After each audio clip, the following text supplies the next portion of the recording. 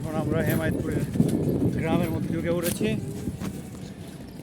এবং এইখান থেকে এই যে এখানে সেই ঘুঘুডাঙ্গার কপি তালগাছ আর তালগাছ,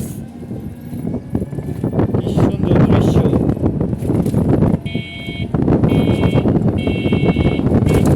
এই যে অপরূপ রূপমা তোমায় এই পল্লী জননী।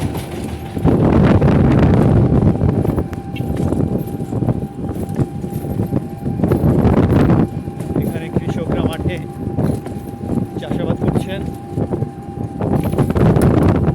তারা শীতকে আগমন জানাচ্ছেন বিভিন্ন শাকসবজির আবাদ করে। এই যে আমরা আস্তে আস্তে শহরের মধ্যে ঢুকে পড়ছি, এখানে আজান দিচ্ছে এবং আমার এই ভাইয়ের হেয়ার স্টাইলটা দারুণ।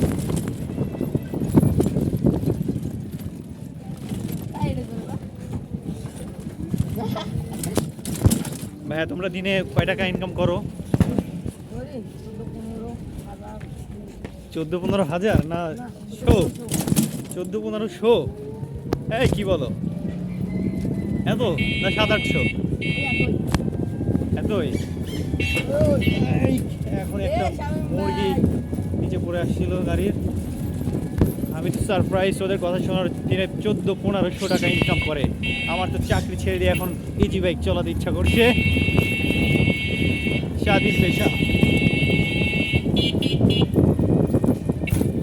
সময় মতো চলে আসছি।